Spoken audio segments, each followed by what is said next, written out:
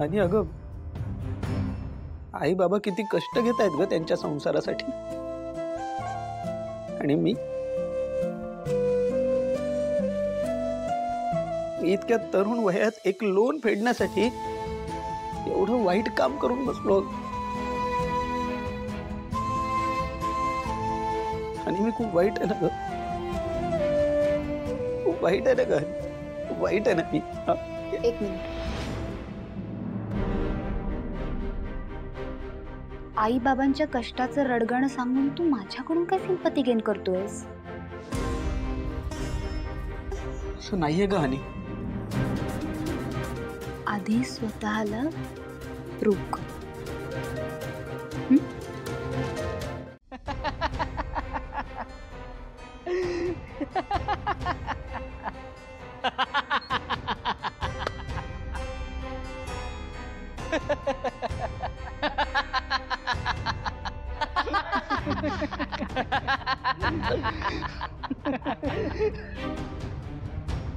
Janu loves me. Janu loves me not. Janu loves me. Janu loves me not. Janu loves me. Janu loves me not. बिचारा जयंत. खूप खूप वाईट वाटतं रे तुझं.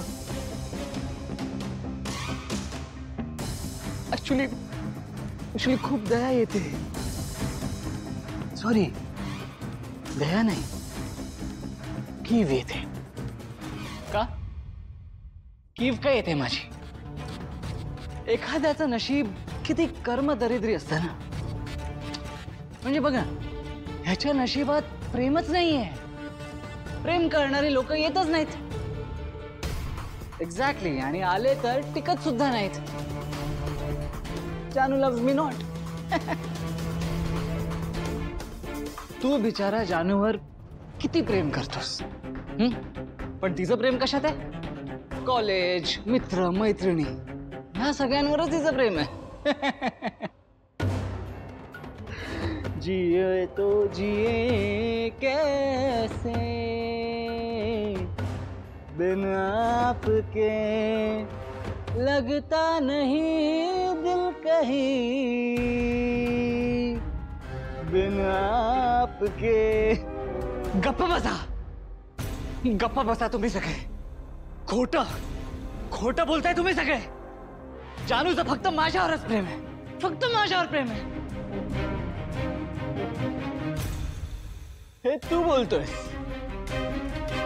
कारण अजून तुला ते नाव सापडलंच नाहीये. एकदा का ते सापडलं मग सगळं क्लिअर होईल. कोणाचं कोणावर किती प्रेम आहे ते.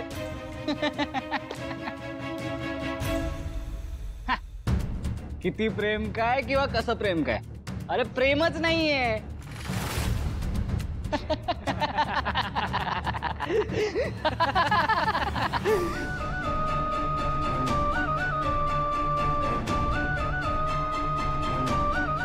अरे अरे हा काय नाव शोधणार, हा तर मूर्ख आहे, मूर्ख. Jayant, I am really sorry I, पण मला हे सिद्धू जे काही बोलतोय त्यात पॉइंट वाटतोय. मलाही विश्वास नाही आहे या सगळ्या गोष्टींवर. म्हणजे ते घरचे सगळे मोठे म्हणाले म्हणून मी तयार झाले. घ्या आता. शिंग फुटली आहेत, मनमानी चालली आहे ह्यांची. ज्यांच्यासाठी हा सगळा घाट आपण घातला त्यांचाच विरोध आहे. त्यांनाच हे सगळं नको आहे. मग हे लग्न फळाला येईल तरी कसं?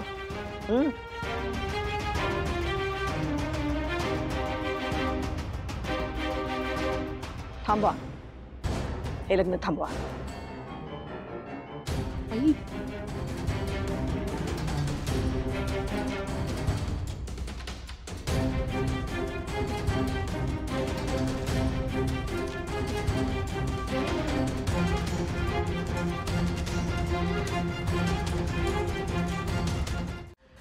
मी तुमच्या पाया पडते हवं तर, पण मला ती फाईल प्लीज द्या. मी देईन तुला फाईल. फक्त त्या बदल्यात तुला मला एक गोष्ट द्यावी लागेल. काय? आनंदी. आनंदीला माझ्याकडे सोपव आणि फाईल घेऊन जा. माझ्या कंडिशननुसार इथून पुढे एव्हरी सॅटर्डे संडे आनंदी माझ्यासोबत राहणार.